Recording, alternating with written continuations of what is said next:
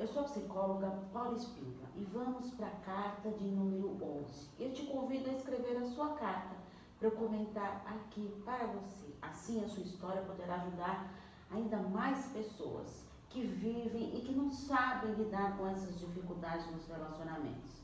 Quer participar desse quadro com a sua história? Envie a sua história por e-mail no paulaespindolapsicóloga@gmail.com, no WhatsApp no 11 98313 2371 ou pelo nosso grupo do Facebook Relacionamento Abusivo, o Silêncio da Tolerância. Então vamos para a carta de número 11. Abre aspas. Hoje resolvi contar minha história aqui. Aos 15 anos conheci uma pessoa, como vocês podem imaginar, eu fiquei encantada. Ele era muito atencioso, sempre mandava mensagem e sempre estava por perto. Porém, eu não queria namorar. Continuamos saindo até que um dia, por tanta insistência, resolvi dar uma chance. Me encantei, mas ainda assim foi até o dia que completamos um ano de namoro. Ele simplesmente saiu da casa dele, dizendo que estava indo para mim. Fiquei horas arrumada, esperando para sair e comemorar e nada dele aparecer. Resolvi ligar na casa dele e a mãe dele me disse que ele tinha saído e que achava que ele já estava comigo. Bom, ele não apareceu naquela noite e eu fiquei arrasada, pensando em mil e umas desculpas para aquela situação e nenhuma era aceitável. Qual desculpa uma pessoa usaria para sair na sexta e voltar no domingo? Já tinha decidido que não queria mais. No domingo mesmo, ele me ligou e disse que precisava conversar comigo, que eu fosse até a casa dele, que o assunto era muito sério. Disse que não iria, eu disse que não iria, mas a mãe dele me ligou e me pediu para que eu fosse. E mais uma vez me rendi à insistência. Fui firme e disse que não queria mais. Aí ele me contou que tinha problemas com drogas, que teve uma recaída, que gostava muito de mim e que isso iria ajudá-lo nessa recuperação. A mãe dele me pediu para não terminar. Eu já estava gostando dele, mais do que eu conseguia controlar. Pedi um tempo para pensar e acabei aceitando. Aí começou o inferno na minha vida.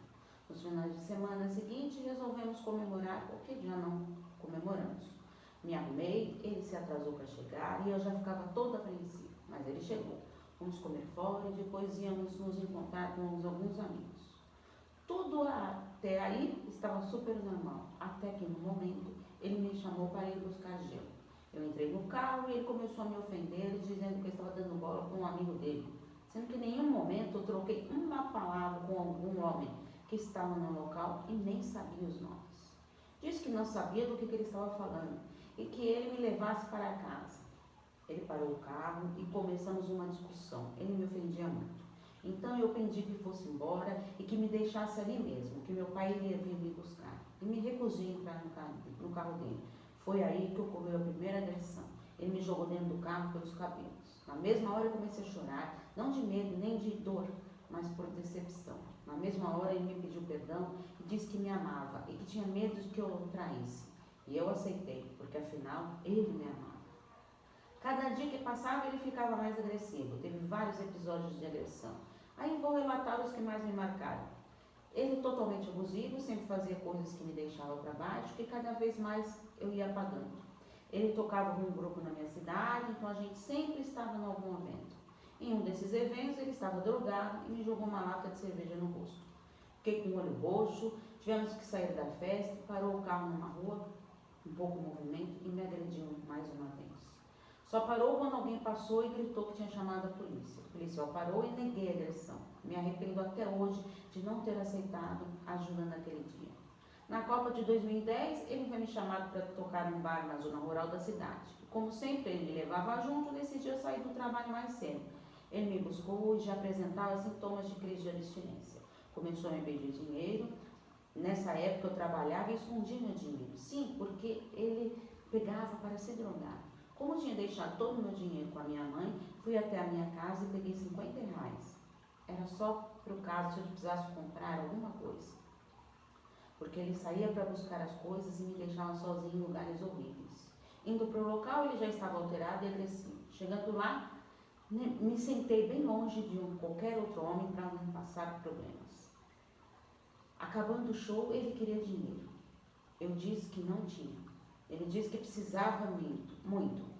Eu eu menti. Disse que pegaria emprestado, mas só para que ele não fosse junto.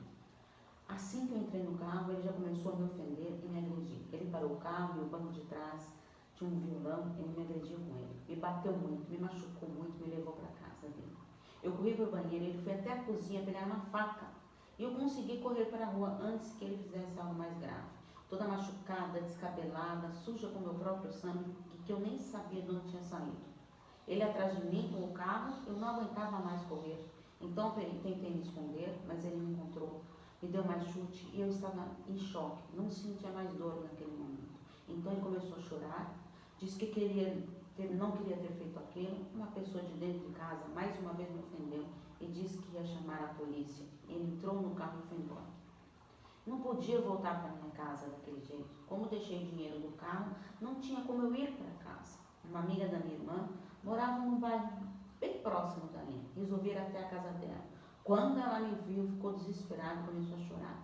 Eu não tinha ideia de como eu estava machucada fisicamente. Contei para ela o que tinha acontecido e fiquei lá. O sangue era da minha boca e nariz, meus olhos roxos, orelha roxa, caroços na cabeça e muitos cabelos arrebentados. Eu olhava no espelho e não acreditava que aquilo estava acontecendo comigo. Tomei a decisão de nunca mais ver ele. Não deixar ele chegar perto de mim. Muito inocente, acreditei que ele realmente ia respeitar a minha decisão. Voltei para casa, inventei uma desculpa esfarrapada para justificar os hematomas para minha mãe. E no dia seguinte fui trabalhar com quilos de maquiagem. No meu trabalho ele ligava a cada 5 minutos. A dona do salão, ela conhecida dele, e resolvia mostrar para ele por que ele estava me ligando. Então ela também me ajudou a não ter mais contato com ele. Eis que a mãe dele começou a ligar e atrapalhar o meu trabalho. Ela foi até a porta do salão me ofender e disse para eu não fazer BO, porque eu sabia que ele era ciumento e que isso era aquilo, e eu apanhei porque eu merecia. Os dias se passaram, eu troquei de número, não atendia quando ele aparecia em casa e assim foi indo. Até que um dia eu saí para comemorar o aniversário de uma amiga, mais uma vez ele apareceu. Eu já estava próximo de casa e me jogou no carro à força e disse que ia acabar com a minha vida. Eu realmente achei que ia me matar. Ele pegou meu celular, tirou a bateria e começou a sessão de agressão. Me levou para um lugar afastado da cidade, disse que me matar e depois cometer suicídio. Naquele momento eu só queria que ele me matasse mesmo, porque vi que jamais ia me dar paz. Me arrependia de ter escondido isso dos meus pais e da maior parte dos meus amigos. Ele passou a noite inteira usando drogas na minha frente e me batendo. Eu tive que ser fria e disse que ele me levasse para casa, que a gente ia ficar bem, que eu ia ficar junto, mesmo assim não adiantava. Então ele saiu do matagal, me mandou entrar no carro e ficamos próximo ao bairro. Ele se deitou no banco de trás e dormiu. Eu saí correndo, sem celular, descalço e com a roupa toda rasgada. Não conseguia parar de correr. Encontrei uma mulher que estava caminhando com um cachorro e ela me ofereceu ajuda. Me deu o celular, liguei para minha amiga que foi me buscar. Essa amiga queria me levar para a delegacia, mas eu não queria ir. Estava com vergonha e medo. Meus pais não sabiam da situação, então resolvi ir para casa e contar para eles. Minha mãe se culpou por não ter sido mais atenta. Nunca foi culpa dela. Meu pai queria ir atrás dele, não deixei, tinha medo de ele machucar meu pai. Achei que tudo isso tinha acabado, mas ele estava toda noite na frente da minha casa. Ligava no telefone, insistia para falar comigo, mas eu não atendia. A mãe me ligou, me culpou por fazer uma semana quando eu estava voltando para casa. Me ofendeu de todas as formas possíveis, sem um pingo de empatia. Uma vez atendi o telefone, era ele. Ele disse que ia se matar e que ia matar toda a minha família. Fiquei com medo, sem dormir, e quando dormi tinha pesadelos horríveis. Depois de tudo isso, ele foi internado. E eu já tinha não tinha tanto medo dele, eu retomei a minha vida. Já tinha passado uns 6 meses, recebo notícias dele na minha vida, finalmente estava voltando ao normal. Uma festa numa cidade, com shows, tudo resolvido. Enquanto estava saindo da festa, quem estava no meu caminho? Ele. Ali vi meu chão sumir mais uma vez. Enquanto esperava táxi com alguns amigos, ele parou, jurou-me junto deles, me segurou pelo braço e disse para eu entrar no carro. Eu me recusei a ir com ele e se ele tentasse algo, eu iria fazer um escândalo. Nisso uma viatura passou e ele me soltou. Depois desse dia ele foi preso por outro motivo. Quando ele saiu da cadeia, ele me ligou no telefone de casa. Mas eu já era outra pessoa. E no mesmo minuto disse que as ameaças dele não iam fazer parar. Que se antes o que não me deixava denunciar ele era o sentimento que eu tinha. E esse sentimento não existia mais. Ele nunca mais me ligou e nem me procurou. Em 2015, ele foi encontrado morto em uma praça que era boca de fumo. A pessoa que matou ele era um traficante. Meninas, até hoje tenho gatilho, tenho medo e insegurança. Hoje falo disso com a cabeça erguida, sem choro, sem tristeza, mas vou carregar para sempre a lembrança do que ele fez. Fecha aspas. Ufa, vamos para os comentários e reflexões. Uma história de arrepiar, com muitas agressões físicas. Sinal gravíssimo de relacionamento abusivo. No início você relutou para começar esse relacionamento. Parecia que estava adivinhando como seria essa relação, como seria esse desfecho. Como seria bom se tivéssemos uma bola de cristal para saber se deveríamos ou não seguir um relacionamento, não é mesmo? Nos pouparia de tanto sofrimento e decepções, mas infelizmente não é assim que acontece. Temos que aprender a encarar as dificuldades e nos fortalecer com tudo isso. Ele insistiu tanto que você acabou cedendo e se entregou de corpo e alma nessa relação. Começou a tortura psicológica, onde vinha insinuações para os amigos dele, que não existia.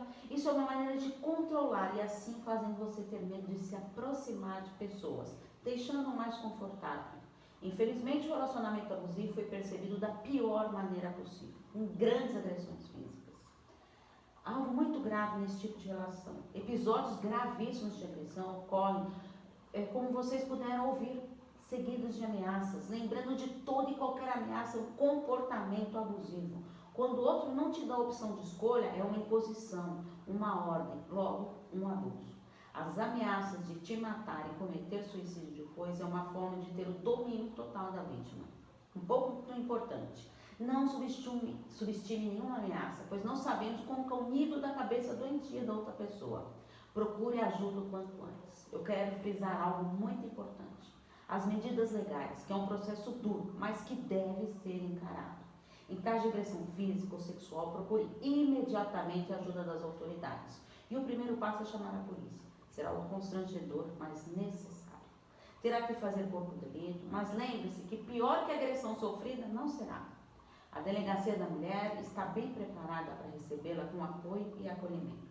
Quero que você entenda bem que a agressividade é algo muito perigoso e é usada nos relacionamentos abusivos. O abusador, ele vai te cutucar para ver a sua reação. Assim acaba entrando no jogo dele e depois ainda fala que a culpa é sua de tirá-la do sério.